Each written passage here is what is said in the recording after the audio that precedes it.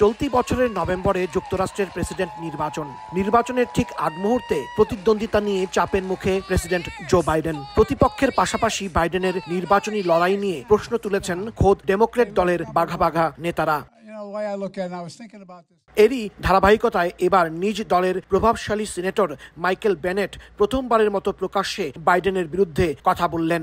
নির্বাচনী লড়াইয়ে ট্রাম্পের কাছে হেরে যাবেন বাইডেন, তার নির্বাচন থেকে সরে দাঁড়ানো উচিত বলেও মনে করেন এই ডেমোক্র্যাট নেতা। এবারের নির্বাচনে ট্রাম্পের ভূমিধস জয়ের সম্ভাবনা রয়েছে বলে শঙ্কা প্রকাশ করেন বেনেট।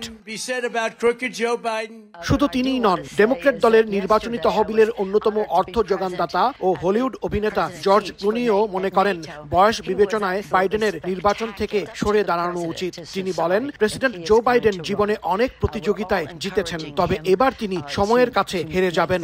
নগদের কাছে সব গ্রাহকই প্রিয়, তাই তো সারা দেশে ক্যাশ আউট চার্জ সবচেয়ে কম। ট্রাম্পের কাছে বাইডেন হেরেও যেতে পারেন বলে শঙ্কা প্রকাশ করেছেন এই হলিউড অভিনেতা। এর কয়েকদিন আগে সাবেক হাউস স্পিকার ন্যান্সি পেলোসি বলেন, বাইডেনের হাতে সময় খুবই কম। গত মাসে বিতর্কে ট্রাম্পের কাছে নাকাল হওয়ার পর তাকে সিদ্ধান্ত নিতে হবে তিনি নির্বাচনী লড়াইয়ে থাকবেন কিনা। হাসানুজ্জামান সাকি, সময় সংবাদ, যুক্তরাষ্ট্র।